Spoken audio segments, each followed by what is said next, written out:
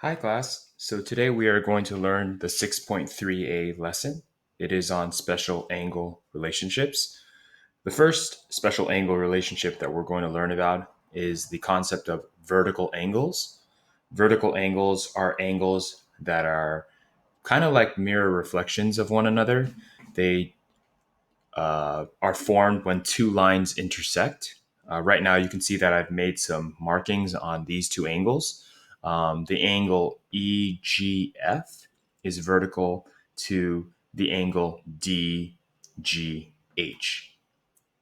Okay. Similarly, in blue, I used two loops to represent how the angle EGD is vertical to the angle FGH.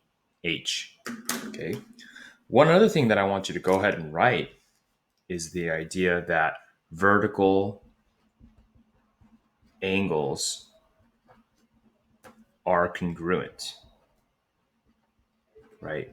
Remember that congruent is just the geometric way to represent equal. So vertical angles are congruent, which means that they have the same exact measurement. Okay. The next definition that we want to talk about is the concept of adjacent angles. Adjacent, the word adjacent means right next to.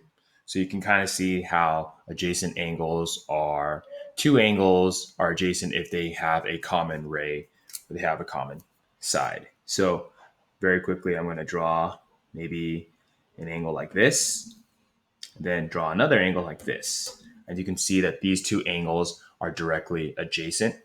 You can call this J, K, L, and then this just call this M, right? So these two angles, they're not the same exact measurement, but they are the same, or they do share a common ray, the ray of KL.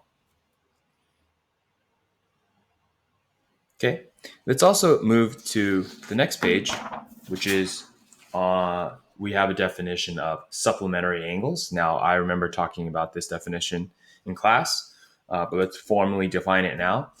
Supplementary angles are two angles whose sum is 180 degrees.